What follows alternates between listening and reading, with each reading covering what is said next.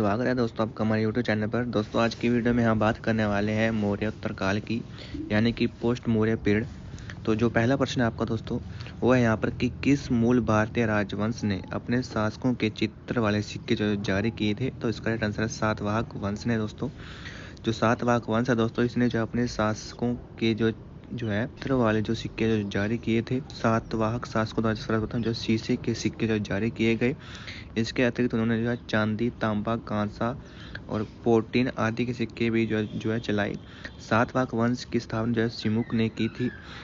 सातवाहन शासकों ने जो अपनी राजधानी जो प्रतिष्ठान को जो स्थापित की थी। नेक्स्ट क्वेश्चन दोस्तों आपका वो है कि दिए गए विकल्पों में से कौन सा कथन जो सही नहीं है। तो पहला है कि बौद्ध ग्रंथ जो है वो पाली भाषा में लिखे गए थे। तो दोस्तों ये जो सही है। नेक्स्ट है कि गौतम बुद्ध का जन्म जो नेपाल में स्थित है, बिल्कुल ये भी सही है। नेक्स्ट है कि उपगुप्त ने अशोक को जब बौद्ध धर्म अपनाने के लिए जो प्रेरित किया था, दोस्तों ये भी जो सही है। नेक्स्ट है कि चरक जो गौतम बुद्ध के जो निजी चिकित्सक से, तो ये दोस्तों जो यहाँ पर गलत हो जाएगा, यानी कि ऑप्शन डी यहाँ पर जो सही जो है इसका आंसर होगा। यानी कि जो जीवक थे वो बुद्ध के जो निजी चिकित्सक थे। चरक जो है गौतम बुद्ध के निजी चिकित्सक जो है नहीं थे, बल्कि वह कुषाण शासक कनिष्क के जो है जैव वैद्य थे। इनके द्वारा रचित चरक संहिता जो एक प्रसिद्ध आयुर्वेदिक ग्रंथ है, जबकि गौतम बुद्ध धर्म ग्रंथ पाली भाषा में लिखे गए हैं। गौतम बुद्ध का जन्म नेपाल स्थित लुम्बिनी में हुआ है और उपगुप्त ने जो अशोक को बौद्ध धर्म अपनाने के लिए जो प्रेरित किया था। ये सभी कथन जो है वो सत्य है। नेक्स्ट है दोस्तों कनिष्क जो है किस वंश से संबंधित थे। तो दोस्तों कनिष्क जो है वो कुषाण से संबंधित है। दोस्तों क से कनिष्क और क से कुषाण, यहाँ पर आप जो राइट आंसर हो जाएगा। कनिष्क जो कुषाण वंश के सबसे प्रतापी शासक था। इसने 78 में जो अपना राज्यारोहण किया।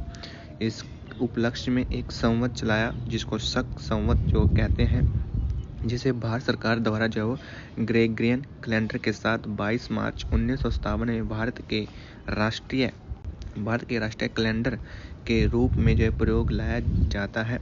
78 ईस्वी को शक युग का आरंभ जो माना जाता है। इसके शासनकाल में चौथी बौद्ध संगति यानी कि कुंडल वन में जो वो बौद्ध विद्वान वसुमित्र की अध्यक्षता में हुई थी, जिसमें बौद्ध धर्म का विभाजन हीनयान तथा महायान में हो गया। कनिष्क जो बौद्ध धर्म के महायान संप्रदाय का अनुयायी था। कुषाण वंश का अंतिम शासक जो वासुदेव था। तो नेक्स्ट है क्वेश्चन दोस्तों कि कनिष्क जो डैश वंश का सम्राट था। तो इसका राइट आंसर दोस्तों कुषाण का।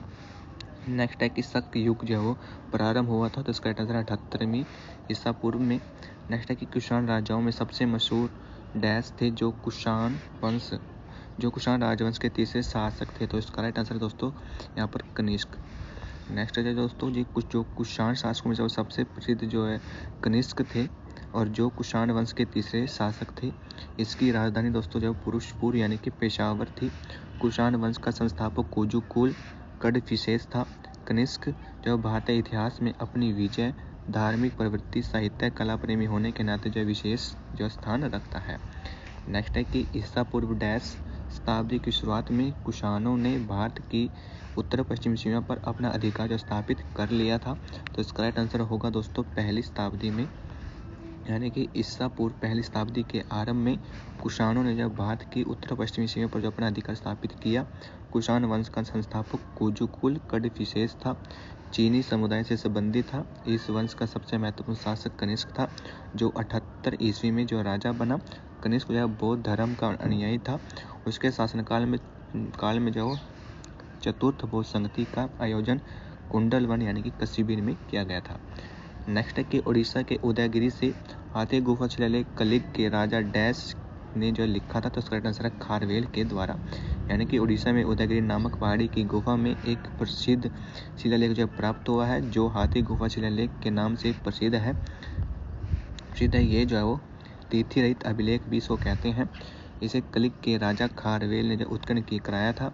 यह लेख प्राकृतिक भाषा में है और प्राचीन भारतीय इतिहास में इसका जो है अधिक महत्व है। नेक्स्ट क्वेश्चन दोस्तों आपका है वो हो जाएगा यहाँ पर गुप्त वंश से। ठीक है दोस्तों, गुप्त वंश की बात करें तो प्रयाग प्रशस्ति, जिसे जो है इलाहाबाद स्तंभ लेख के नाम से भी जो जाना जाता है, हमें जो डैश की उपलब्धियों के बारे में जानकारी प्रदान करता है। यानी कि क्वेश्चन ये पूछा गया है कि जो प्रयाग प्रशस्ति अभिलेख है उसमें जो किस राजा के बारे में जो बताया गया है, तो इसका आंसर दोस्तों समुद्रगुप्त के बारे में। जो प्रयाग प्रशस्ति है, इसमें हमें जो शासक चंद्रगुप्त के बारे में जो जानकारी मिलती है, यह समुद्रगुप्त के दरबारी कवि हरिशेख द्वारा रचित है दोस्तों। इसमें जो उन राज्यों का वर्णन है जिस पर समुद्रगुप्त ने विजय प्राप्त की थी। इसे इलाहाबाद स्तंभ लेख के नाम से भी जो जाना जाता है। इस प्रशस्ति को मूल रूप से जो कौशाम्बी में अशोक के स्तंभ पर जो उकेरा गया। अशोक के समय जहांगीर इसे इलाहाबाद में जो स्थापित करवाया था। इस प्रशस्ति की भाषा संस्कृत एवं शैली चंपू है। इसमें कुल 33 जो पंक्तियां हैं। नेक्स्ट है कि हर्षवर्धन यानी कि निम्नलिखित में से किस वंश से जो संबंधित है, तो हर्षवर्धन दोस्तों यहाँ पर पुष्यभूति वंश से संबंधित है। जो सम्राट हर्षवंश है उसका जो टाइम पीरियड है वो 606 से लेकर 647 है। उत्तर भारत में जो 7वीं शताब्दी में शक्तिशाली राजा थानेश्वर के पुष्यभूति वंश शासक प्रभाकर वर्धन का पुत्र था। इसने कनौज को जो अपनी राजधानी बनाई तथा सम्राट हर्ष ने जो रत्नावली, प्रियदर्शिका और नागानंद नामक जो नाटकों की रचना की थी। नेक्स्ट है दोस्तों कि रवि कीर्तन का ऐहोल शिलालेख पुलकेशन द्वितीय की डैश पर विजय के बारे में जो विस्तार का वर्णन करता है। यानी कि जो रवि कीर्ति का जो अभिलेख है, ऐहोल अभिलेख, इसमें जो है दोस्तों जो है वो हर्षवर्धन के साथ जो है वो युद्ध हुआ था और इस किताब में जो है इसका वर्णन किया गया है। यानी कि जो ऐहोल शिलालेख है इसको जो है रवि कीर्ति द्वारा जो लिखा गया है। और जो पुलकेशन द्वितीय के शासनकाल में एक जो जैन कवि थे। यानी कि आपसे प्रश्न पूछ सकता है कि रवि कीर्ति कौन थे दोस्तों, तो ये जो पुलकेशन द्वितीय के शासनकाल में एक जैन कवि थे। जो रवि कीर्ति है दोस्तों, इनका जो ऐहोल जो शिलालेख है उसमें जो पुलकेशन द्वितीय की जो हर्ष पर जो विजय के बारे में विस्तार से जो वर्णन करता है। ऐहोल शिलालेख जो कर्नाटक में स्थित है। यानी कि आपसे यहाँ से एक प्रश्न भी जो बन सकता है वो जैसे कि जो पुलकेशन थे दोस्तों, तो ये जो है दोस्तों कर्नाटक में स्थित थे। ठीक है दोस्तों, नेक्स्ट क्वेश्चन है कि निम्नलिखित में से कौन हर्षवर्धन के शासनकाल में जो भारत जो आया था, तो इसका आंसर दोस्तों जुआंग जांग, जिसको हवेन सांग भी जो वो कहते हैं। नेक्स्ट ठीक है दोस्तों, यहाँ पर कुछ शासकों का जो शासनकाल है और जो राजदूत हैं यानी कि जो विदेशी यात्री हैं दोस्तों। जो हर्षवर्धन के समय काल में जो आया था वो था हवेन सांग। ठीक है दोस्तों, जो चंद्रगुप्त के जो शासनकाल में आया था वो है फाहियान। और मोहम्मद बिन तुगलक के शासनकाल में आया था इब्न बतूता। मोहम्मद गजनवी के शासनकाल में आया था अल बरूनी। मार वर्मन कुलशेखर के जो टाइम पीरियड में आया था वह मार्को पोलो। नेक्स्ट क्वेश्चन दोस्तों आपका यहाँ से जो है वो है कि उस महान व्यक्ति का नाम बताएं जिसने भारत में बीज गणित के क्षेत्र में जो महत्वपूर्ण योगदान दिया है। तो इसका राइट आंसर हो जाएगा दोस्तों आर्यभट्ट। दोस्तों आर्यभट्ट ने जो वो प्राचीन भारत के एक महान ज्योतिषविद और गणितज्ञ थे जिन्होंने बीज गणित के क्षेत्र में जो महत्वपूर्ण योगदान दिया था। आर्यभट्ट का जन्म पटना के जो कुसुमपुर में हुआ था। दोस्तों यहाँ पर कुछ व्यक्ति के नाम दिए गए हैं और उनके कार्य क्षेत्र जो दिए गए हैं।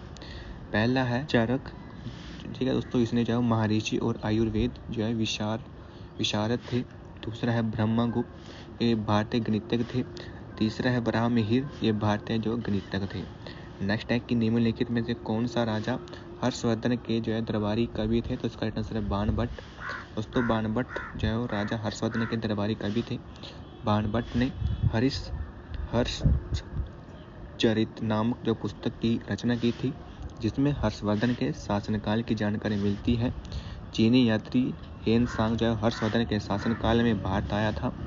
हर्षवर्धन स्वयं जो साहित्यकार था, उन्होंने जो प्रियदर्शिनी, रत्नावली, नागानंद की जो रचना जो हर्षवर्धन ने की थी। नेक्स्ट है कि चीनी यात्री हेन सांग जो किसके शासनकाल में भारत आया था, तो इसका राइट आंसर दोस्तों हर्षवर्धन के शासनकाल में। हेन सांग जो हर्षवर्धन के शासनकाल में भारत आया था। हेन सांग जो 629 ईस्वी में चीन से भारत के लिए जो प्रस्थान किया। भारत में वह 645 में चीन लौट गया। वह नालंदा विश्वविद्यालय में जो अध्ययन करने तथा भारत से बौद्ध ग्रंथों के संग्रह के लिए आया था। इसका भ्रमण वृत्तांत जो CUC के नाम से प्रसिद्ध है।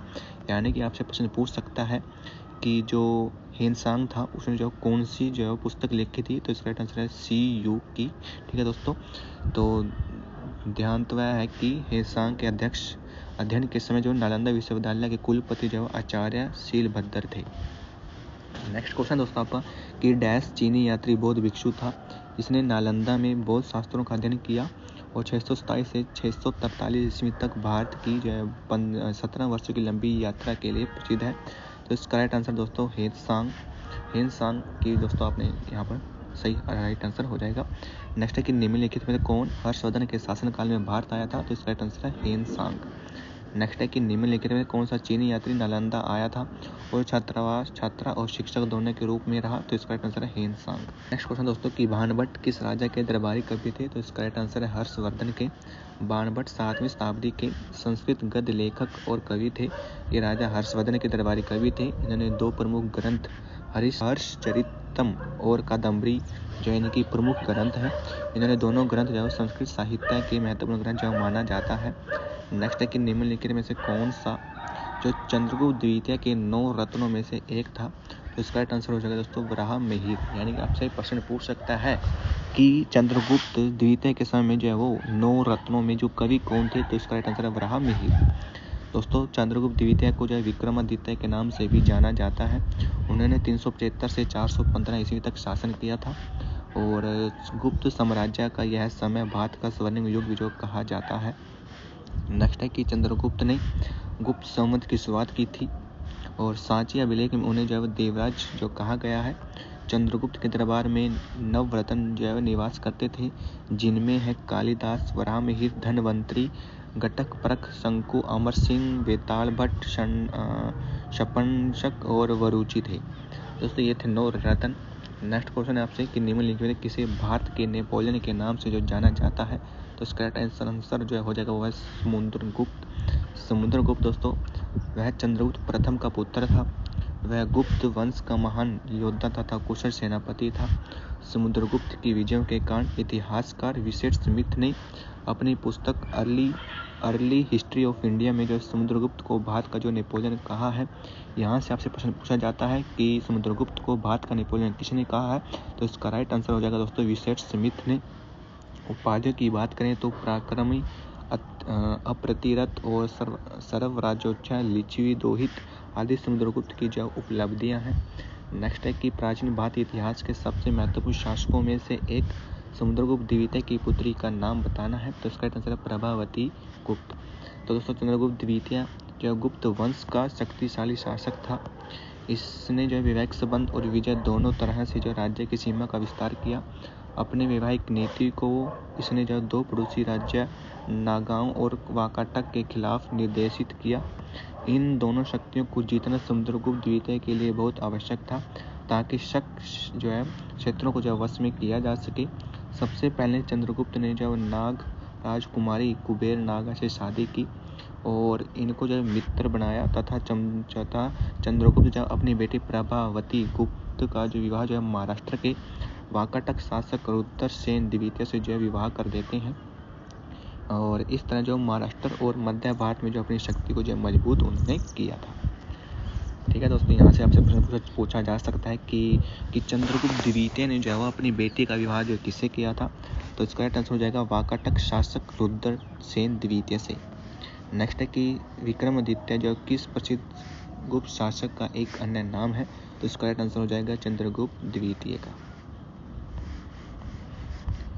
दोस्तों जो चंद्रगुप्त द्वितीय है उसको जो है वो संस्कृत में जो विक्रमादित्य, चंद्रगुप्त विक्रमादित्य के नाम से जो जाना जाता है। गुप्त वंश के एक शक्तिशाली सम्राट थे चंद्रगुप्त द्वितीय जो जिन्हें विक्रमादित्य भी कहते हैं। ये समुद्रगुप्त के उत्तराधिकारी थे। इनके शासनकाल में चीनी बौद्ध यात्री फायान जो है भारत आया था। नेक्स्ट है कि सुप्रसिद्ध काव्य मेघदूत निम्न से किसकी जो कृति है? तो इसका आंसर है कालिदास। दोस्तों जो कालिदास है वो 3री-4वीं शताब्दी में गुप्त साम्राज्य में जो है वो संस्कृत भाषा के महान कवि और नाटककार थे।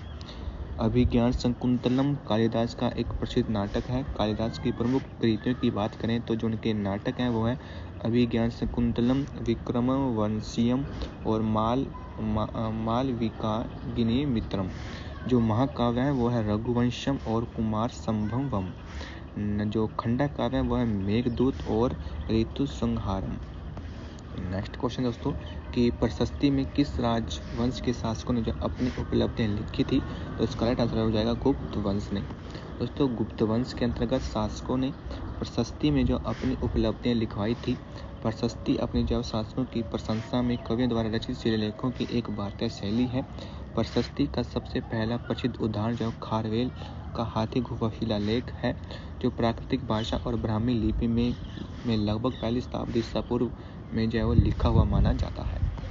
नेक्स्ट क्वेश्चन है कि गुप्त वंश के निम्नलिखित राजाओं में से कौन एक अच्छा वीणा वादक भी था, तो इसका राइट आंसर हो जाएगा समुद्रगुप्त। दोस्तों जो चंद्रगुप्त प्रथम का उत्तराधिकारी समुद्रगुप्त हुआ। समुद्रगुप्त को जो गुप्त वंश का महानतम शासक एवं एक अच्छा वीणा वादक के रूप में जो जाना जाता है। इसने जो आर्यावर्तम के 9 शासकों और दक्षिणावर्त के 12 शासकों को पराजित किया। इन्होंने विजय के कारण इसे भारत का नेपोलियन जो कहा जाता है। समुद्रगुप्त विष्णु का उपासक था। इसे जो है संगीत प्रेमी भी कहा जाता है।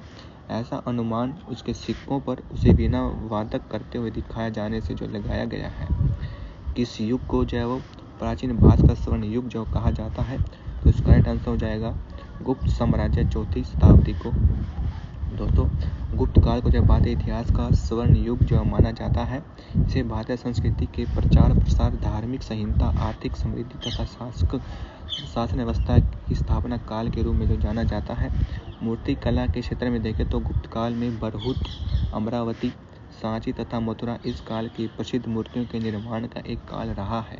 नेक्स्ट क्वेश्चन है आपका कि किस काल को जब भारतीय इतिहास का स्वर्ण युग कहा जाता है, तो इसका राइट आंसर हो जाएगा गुप्त काल को। नेक्स्ट है कि जो नालंदा विश्वविद्यालय में विश्व के महान प्राचीनतम विश्वविद्यालय में से एक तथा महत्वपूर्ण बौद्ध शैक्षणिक उत्कृष्टता के लिए केंद्र जो माना जाता है, इसकी स्थापना जो किस भारतीय शासक ने की थी, तो इसका राइट आंसर हो जाएगा दोस्तों कुमार गुप्त ने। दोस्तों जो नालंदा विश्वविद्यालय है, जिसको विश्व के महान प्राचीन विश्वविद्यालयों में से एक महत्वपूर्ण केंद्र माना जाता है, इसकी स्थापना गुप्त वंश के शासक कुमार गुप्त ने की थी 1415 से लेकर 445 ईस्वी के। इन्होंने जो बिहार राज्य के नालंदा जिले में जो इसका निर्माण करवाया था। महायान बौद्ध धर्म के इस विश्वविद्यालय में हीनयान बौद्ध के साथ अन्य धर्मों की शिक्षा जो दी जाती थी। ह्वेनसांग ने जो समय नालंदा विश्वविद्यालय के कुलपति शिलभद्र थे और 1193 ईस्वी में तुर्क सेनापति बख्तियार खिलजी ने जो नालंदा विश्वविद्यालय को जो नष्ट कर दिया था। नेक्स्ट क्वेश्चन है कि चंद्रगुप्त प्रथम के बाद गुप्त साम्राज्य की बागडोर जो किसने संभाली थी, इसका राइट आंसर हो जाएगा दोस्तों समुद्रगुप्त ने। दोस्तों चंद्रगुप्त प्रथम के बाद समुद्रगुप्त की जो गुप्त साम्राज्य की बागडोर समुद्रगुप्त ने संभाली थी और समुद्रगुप्त जो है वो गुप्त वंश के चौथे शासक थे। नेक्स्ट है कि हर्षवर्धन की मृत्यु के बाद प्रतिहार, पाल तथा राष्ट्रकूट वंश के राजाओं ने डैश पर आधिपत्य प्राप्त करने के लिए एक दूसरे के साथ जो युद्ध किया था, तो इसका राइट आंसर दोस्तों कन्नौज। दोस्तों हर्षवर्धन के पश्चात कन्नौज विभिन्न शक्तियों का केंद्र बना। 8वीं शताब्दी में कन्नौज पर अधिकार करने के लिए 3 बड़ी शक्तियां पाल, प्रतिहार, राष्ट्रकूट के बीच संघर्ष प्रारंभ हो गया था। यह संघर्ष लगभग 200 वर्षों तक चला। त्रिपक्षीय संघर्ष के फलस्वरूप कन्नौज पर जो अंतिम रूप से जो गुर्जर प्रतिहार शासकों का जो अधिकार हो गया था। नेक्स्ट है कि 4वीं शताब्दी की शुरुआत में गुप्तों ने डैश में एक छोटा सा साम्राज्य स्थापित जो कर लिया था, तो इसका आंसर है मगध पर। दोस्तों 4वीं शताब्दी में उत्तर भारत में मगध में एक नए वंश का जो उदय हुआ। इस वंश का नाम था गुप्त वंश। इस वंश के संस्थापक जो माने जाते हैं वो है श्रीगुप्त और मौर्य वंश के पतन के पश्चात नष्ट हुई मगध की राजनीतिक एकता को पुनः स्थापित करने का श्रेय जो गुप्त वंश को जो जाता है। नेक्स्ट क्वेश्चन है दोस्तों वहाँ पर कि निम्नलिखित में से कौन सा नगर जो है वो गुप्त वंश की राजधानी था। दोस्तों गुप्त वंश की पूर्ण राजधानी की बात करें तो पाटलिपुत्र जो है यहाँ पर राइट आंसर हो जाएगा। यानी कि कुशाण के पतन के बाद उत्तर भारत में अनेक राज्यों का उदय हुआ, जिनमें से मगध में गुप्त वंश भी एक था। गुप्त वंश के संस्थापक श्रीगुप्त था। इसके बाद जो घटोत्कच जो शासक बना। गुप्त वंश का वास्तविक संस्थापक चंद्रगुप्त प्रथम को माना जाता है।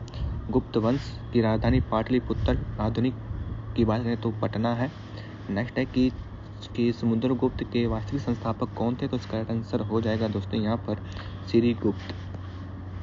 गुप्त वंश का संस्थापक श्रीगुप्त था, जिसने महाराज की उपाधि धारण की थी। श्रीगुप्त के बाद उसका पुत्र घटोत्कच गुप्त वंश का शासक बना। इसके बाद चंद्रगुप्त प्रथम राजा बना जो गुप्त वंश का शक्तिशाली शासक था। चंद्रगुप्त प्रथम को ही चंद्रगुप्त वंश का जो वास्तविक संस्थापक जब माना जाता है। नेक्स्ट क्वेश्चन दोस्तों कि गुप्त काल के दौरान चीन के किस यात्री ने भारत का जो भ्रमण किया था। यानी कि गुप्त काल में जो है कौन जो है चीनी यात्री जो है भारत आया था। तो इसका राइट आंसर दोस्तों फाहियान। फाहियान दोस्तों चंद्रगुप्त द्वितीय के टाइम में जो है वो भारत में आया था। गुप्त काल के दौरान चीनी यात्री फाहियान जो भारत आया था वह चंद्रगुप्त द्वितीय के शासनकाल में आया था। फाहियान की जो है भारत यात्रा का उद्देश्य था बौद्ध हस्तलिपियों एवं बौद्ध संगतियों को खोजना। इसलिए फाहियान ने जो उन्हीं संस्थानों को भ्रमण को जो महत्व दिया जो बौद्ध धर्म से संबंधित थे। नेक्स्ट है कि हर्षवर्धन के राजा कवि कौन थे। तो इसका आंसर है बाणभट्ट। यानी कि जो बाणभट्ट है वो हर्षवर्धन के राज्यसभा के दरबारी कवि थे। ये संस्कृत के पराकाष्ठ विद्वान थे। उन्होंने हर्षचरित्र तथा कादम्बरी की रचनाओं की और चंद्रबरदाई पृथ्वीराज राजों के जो राजा कवि थे। इन्होंने जो पृथ्वीराज राजों की रचना की थी। जयदेव लक्ष्मण सेन के जो दरबारी कवि थे। इन्होंने गीत गोविंद की रचना की थी। यानी कि आपसे यहाँ पर जो 3 प्रश्न यहाँ से जो आपको दोस्तों कवर हो गई। पहला है कि हरिश्चंद्र और कादम्बरी किसने लिखी। तो इसका आंसर है बाणभट्ट। दूसरा प्रश्न पूछ सकता है कि पृथ्वीराज रासो जो किसने लिखी। तो वो लिखी थी चंद्रबरदाई ने। नेक्स्ट है कि गीत गोविंद जो किसने लिखा। तो इसका आंसर है जयदेव ने जो कि लक्ष्मण सेन के दरबारी कवि थे। नेक्स्ट है कि हर्ष की मृत्यु के बाद 7वीं शताब्दी के आसपास डैश प्रभुत्व में आए और उनके काल को जो भारत में अंधे युग के रूप में जो जाना जाता है। तो इसका राइट आंसर है दोस्तों राजपूत। यानी कि जैसे ही जो है वो हर्षवर्धन यानी कि जो वर्धन वंश था उसका अंत हुआ तो उसके बाद यहाँ पर जो है राजपूत वंश स्थापित हो गया था। तो दोस्तों हर्षवर्धन की मृत्यु के बाद उसका संपूर्ण साम्राज्य जो छोटे छोटे राज्यों में बंट गया जिसमें अधिकांश राज्य के शासक जो राजपूत जाति के थे। 7वीं और 12वीं सदी भारतीय इतिहास में राजपूत युग के नाम से जो जानी जाती है। हर्ष की मृत्यु के बाद राजपूत गुर्जर प्रतिहार पाल तथा राष्ट्रकूट में त्रिकोणिक संघर्ष हुआ जिसमें गुर्जर प्रतिहार वंश जो विजय हुआ और कनौज पर उसका जो अधिपत्य जो स्थापित हुआ। नेक्स्ट क्वेश्चन की बात करें तो दोस्तों वो है कि चंद्रगुप्त द्वितीय ने गुप्त सम्राट का डैश ईस्वी में जो गुजरात पर विस्तार जो कर लिया था। यानी कि चंद्रगुप्त ने जो गुजरात पर जो किस वर्ष जो हमला किया था। तो इसका आंसर है दोस्तों यहाँ पर 390 में। चंद्रगुप्त द्वितीय ने जो गुप्त साम्राज्य का 390 ईस्वी में जो गुजरात पर विस्तार कर लिया था। नेक्स्ट है कि चीनी यात्री इत्सिंग जो डैश में 3 वर्ष ठहरकर संस्कृत जो सीखा था। तो इसका राइट आंसर हो जाएगा दोस्तों ताम्र लिपि में। दोस्तों जो इत्सिंग है वो चीनी बौद्ध यात्री था। वह 7वीं शताब्दी के अंत में भारत आया था। वह दक्षिण के समुद्री मार्ग से लेकर भारत आया। सुमात्रा तथा लंका होते हुए वह ताम्र लिपि पहुंचा जहां 3 वर्षों तक रहकर संस्कृत का जो अध्ययन किया। तो दोस्तों उसके बाद हमारा आता है यहाँ पर दक्षिण भारतीय राजवंश जिसमें हम चोल चालुक्य पल्लव और संगम वंश के बारे में बात करेंगे। तो पहला क्वेश्चन की बात करें तो है कि संगम साहित्य की रचना किस भारतीय भाषा में किस जो शास्त्रीय भाषा में हुई थी। तो इसका राइट आंसर हो जाएगा दोस्तों तमिल में। यानी कि जो संगम साहित्य की रचना जो तमिल भाषा में हुई है। यानी कि तमिल भाषा में जो है वो जो वंश था उसको संगम साहित्य बोलते हैं। ऐतिहासिक युग के प्रारंभ में दक्षिण भारत का क्रम जो इतिहास जिसे साहित्य से प्राप्त होता है उसे संगम साहित्य जो कहा जाता है। यानी कि दोस्तों जो दक्षिण भारत में का जो इतिहास है उसको जो यहाँ पर संगम साहित्य कहा जाता है। दोस्तों संगम युग के दौरान दक्षिण भारत पर 3 राजवंशों ने चेर चोल और पांड्य का जो शासन था। संगम कालीन प्रमुख रचनाओं की बात करें तो तोलकापियम इथुथोके और शिल्पपादिकारम जो है आदि है। नेक्स्ट है दोस्तों कि चोल शिलालेख से उल्लेखित गुरुकुल के अनुरक्षण हेतु प्रदान की गई भूमि को जो क्या कहते हैं। तो इसका आंसर दोस्तों शिलाभोग। यानी कि जो चोल वंश था उसमें जो गुरुकुल को जो भूमि दान दी जाती थी उसको शाला भोग जो कहा जाता है। यानी कि जो चोल शिलालेख में उल्लेखित गुरुकुल को अनुरक्षण हेतु प्रदान की गई भूमि को जो शाला भोग जो कहा जाता है। ब्रह्मदेव दोस्तों जो ब्रह्मदेव होता है वो यानी कि वो ब्राह्मणों को उपहार में दी गई भूमि होती है। वही वेलन वंगाई जो गैर ब्राह्मणों व किसानों को प्रदान की गई भूमि है, और जो पल्ली चंदम जो होते हैं वो जैन संस्थानों को प्रदान की गई भूमि होती है। यानी कि दोस्तों यहाँ से आपके जो लगभग 3 से 4% जो कवर होते हैं। पहला कि गुरुकुल को दान की गई भूमि को क्या कहते हैं, तो इसको बोलते हैं शाला भोग, और जो ब्राह्मणों को दी गई भूमि है उसको बोलते हैं ब्रह्मादे। तो ये तो दोस्तों आसान है कि ब्रह्मा को दी गई भूमि ब्रह्मादे, और जो गैर ब्राह्मण यानी कि जो किसानों को दी गई भूमि होती है उसको बोलते हैं वेलन वगाई, और जो जैन संस्थानों को दी गई भूमि होती है उसको बोलते हैं पल्ली चंदम। नेक्स्ट क्वेश्चन दोस्तों, डैश जो है वो होयसल साम्राज्य की राजधानी थी। तो होयसल की राजधानी की दोस्तों जो है द्वार समुद्रम थी। द्वार सुंदरम यानी कि दोस्तों द्वार यानी कि होयसल यानी कि होल यानी कि द्वार यानी कि द्वार होता है दोस्तों उसको समुद्र में यानी कि समुद्र में कोई द्वार। ठीक है दोस्तों, यहाँ से जो आप टिक इस तरह से बनाकर आप याद कर सकते हैं। दोस्तों जो होयसल है वो यादवों के वंशज थे तथा चोल तथा पश्चिमी चालुक्यों के सामंत थे। ये कर्नाटक एक छोटे से भाग पर जो शासन करते थे। होयसल वंश की संस्थापना जो विष्णुवर्धन ने की थी, जिनकी राजधानी थी द्वार समुद्रम। ठीक है दोस्तों, यहाँ से आपसे प्रश्न पूछा जाता है कि होयसल की संस्थापक जो कौन है, तो वो है विष्णुवर्धन, और ये कौन थे, ये यादवों के वंशज थे, यानी कि ये चोल तथा पश्चिमी चालुक्यों के सामंत थे। नेक्स्ट क्वेश्चन है दोस्तों आपका, वो है यहाँ पर कि दिए गए विकल्पों में से किस वंश ने जो दक्षिण पूर्व एशिया में जो शिपिंग उद्यान जो स्थापित किए थे, तो इसका राइट आंसर हो जाएगा चोल वंश ने, यानी कि दक्षिण पूर्व एशिया यानी कि अगर भारत के नक्शे की बात करें दोस्तों हम, तो जो दक्षिण पूर्वी एशिया में जो शिपिंग उद्यान की स्थापना की थी वो थी चोल वंश ने। ठीक है दोस्तों, यानी कि जो चोल वंश जो पिन्नार और कावेरी नदियों के बीच समुद्री किनारे पर जो स्थित था, इस वंश की स्थापना दोस्तों विजयालय द्वारा की गई थी। और चोल कालीन प्रमुख बंदरगाह की बात करें तो वो थे महाबलीपुरम, कावेरीपत्तनम और शालियूर और कोरकेई आदि थी। नेक्स्ट है कि राजा सिंह विष्णु डैश वंश के जो संस्थापक थे। दोस्तों राजा सिंह विष्णु यहाँ पर जो पल्लव वंश के वंश के शासक थे। बात करते हैं राजा सिंह विष्णु की, जो कि पल्लव वंश के शासक थे।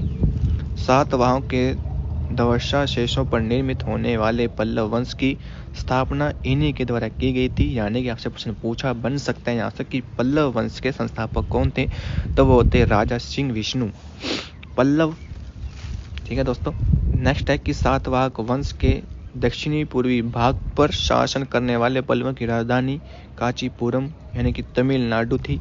उल्लेखनीय है कि संस्कृत भाषा के प्रसिद्ध कवि एवं किरातार्जुनीयम के रचयिता भारवी विष्णु सिंह के दरबार में रहते थे। यानी कि जो किरातार्जुनीयम जो किसकी रचयिता है, तो ये भारवी की है, जो कि सिंह विष्णु के दरबार में रहते थे। नेक्स्ट है कि पुलकेशिन प्रथम और पुलकेशिन द्वितीय नामक शासक जो किस वंश से संबंधित थे, तो ये थे दोस्तों यहाँ पर चालुक्य वंश थे। ठीक है दोस्तों, प्रश्न आपसे बन सकता है कि वातापी के चालुक्य वंश के संस्थापक राजा जयसिंह ने की थी, यानी कि जो वातापी के चालुक्य थे उस वंश की स्थापना, जो चालुक्य वंश की स्थापना किसने की थी, तो वह की थी जयसिंह ने। इनकी राजधानी की बात करें तो वातापी जो बीजापुर के निकट थी। इस वंश का प्रमुख जो शासक थे वो थे पुलकेशिन प्रथम, कीर्तिवर्मन, पुलकेशिन द्वितीयम, विक्रमादित्य, विनयादित्य एवं विजयालयादित्य। इन सब में से सबसे प्रतापी शासक था पुलकेशिन द्वितीय। पुलकेशिन द्वितीय ने हर्षवर्धन को हराकर परमेश्वर की उपाधि धारण की थी।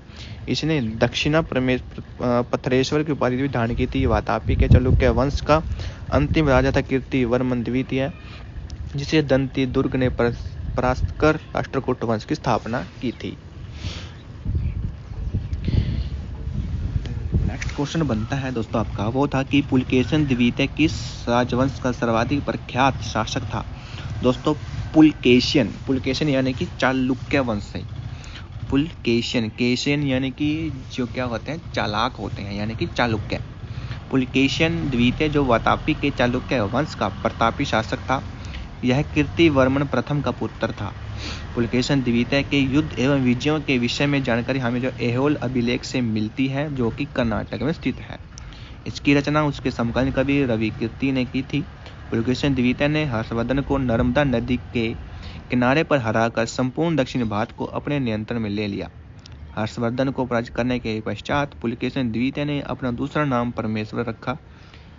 लोहनेर अभिलेख में पुलकेशन द्वितीय को पूर्व तथा पश्चिमी पयोधित का स्वामी जो कहा जाता है, और इसी अभिलेख में इसे परम भागवत भी जो कहा जाता है। नेक्स्ट है कि डैश 7वीं और 8वीं शताब्दी में बहुत शक्तिशाली हो गए तथा कांचीपुरम उनकी राजधानी थी। तो इसका राइट आंसर दोस्तों जो होगा वो यहाँ पर हो जाएगा पल्लव वंश। दोस्तों 7वीं और 8वीं शताब्दी में पल्लव एक शक्तिशाली वंश के रूप में स्थापित हुआ, जिसका वास्तविक संस्थापक है सिंह विष्णु। दोस्तों पल्लव से आप याद सकते हैं कि पल्लव पल यानी कि जो अचानक से, यानी कि जो पल भर में जो है वो आक्रमण कर देता है, वो होता है सिंह यानी कि शेर, यानी कि सिंह विष्णु। यहाँ से जो है सही ऑप्शन आपका हो जाएगा।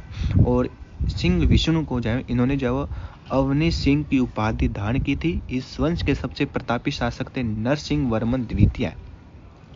और नरसिंह वर्मन द्वितीय ने जो है दोस्तों कांची के कैलाशनाथ तथा एरावत मंदिर और महाबलीपुरम के तटीय मंदिर का जो निर्माण करवाया था। तो यहाँ से आपसे प्रश्न पूछा जा सकता है कि महाबलीपुरम, एरावतेश्वर मंदिर, कैलाशनाथ मंदिर का निर्माण जो किसने करवाया था, तो वो होगा नरसिंह वर्मन द्वितीय। नेक्स्ट है कि कांचीपुर जो देश की राजधानी थी, तो इसका राइट आंसर दोस्तों यहाँ पर पल्लव यानी कि दोस्तों संस्थापक की बात करें तो वो थे सिंह विष्णु।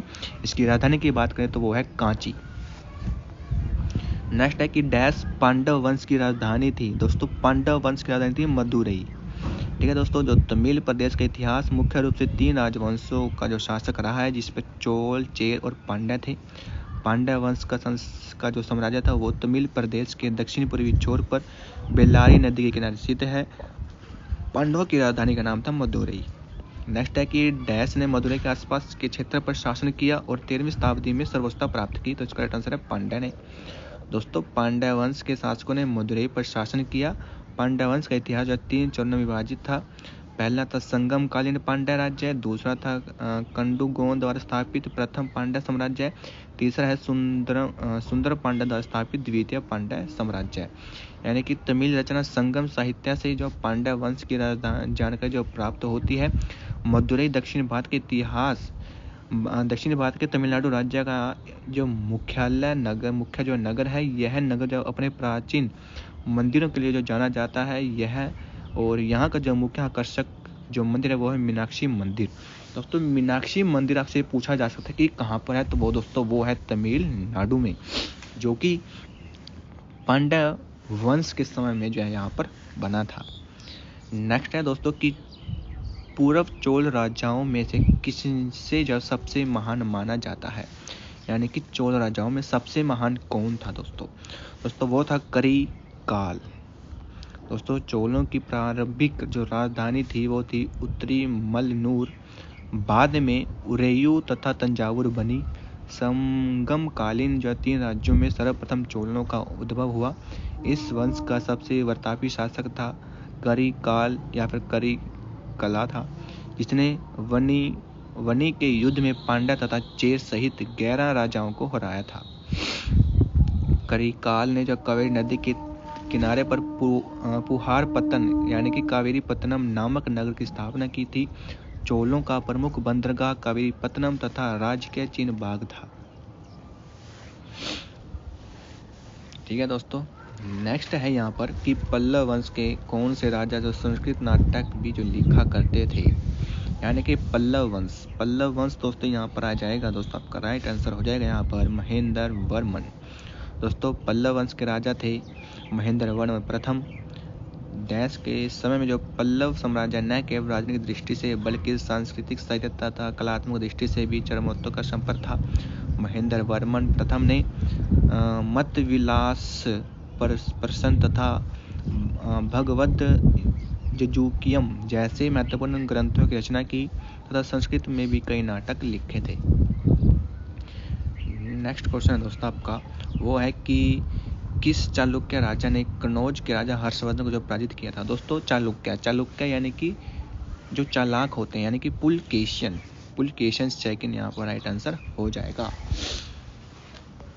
यानी कि कनौज के राजा हर्षवर्धन को बादामी के चालुक्य शासक पुलकेशिन द्वितीय ने नर्मदा नदी के किनारे जो हराया था।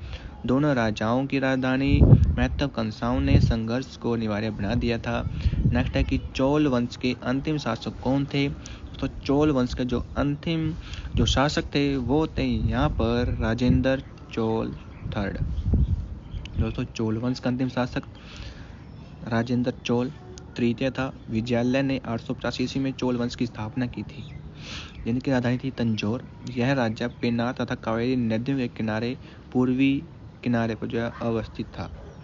नेक्स्ट है कि कौन से चोल राजा ने जो मालदीव के द्वीप पर जो दरियाई विजय प्राप्त की थी? तो इसका करेक्ट आंसर है दोस्तों यहाँ पर राजा राज ने। नेक्स्ट है कि राज ने मालदीव के द्वीप पर दरियाई विजय प्राप्त की। इसकी अन्य विजय केरल, पांड्या, सिंहल तथा पश्चिमी गंग थी। राज की प्रथम विजय केरल थी, जबकि अंतिम विजय मालदीव थी। नेक्स्ट कि प्रारंभिक चेर वंशीय राजाओं ने किन राज्यों पर शासन किया था? तो इसका राइट आंसर होगा तमिल और केरल। यानी कि प्रारंभिक चेर वंश के राजाओं ने तमिल और केरल जो राज्यों पर शासन किया। चेरों का शासनकाल संगम साहित्य युग के पूर्व प्रारंभ हुआ था। इसमें जो आधुनिक त्रावणकोर, कोचीन, मालाबार, कोयबटूर और सलेम जो है दक्षिणी जो जिले जो है इसमें शामिल थे। नेक्स्ट है कि किस भारतीय राजा ने पूर्व एशिया के कुछ हिस्सों को जीतने के लिए नौसैनिक शक्ति का इस्तेमाल किया था? तो इसका आंसर है राजेंद्र चोल ने। दोस्तों भारतीय राजा राजेंद्र चोल ने दक्षिण पूर्व एशिया को जीतने के लिए नौसैनिक शक्ति का इस्तेमाल किया था। भारत के इतिहास में केवल चोल वंश ही है जिसने नौसेना का अधिक ध्यान दिया। इसने जो वो गंगईकोंडम की उपाधि भी जो धारण की थी।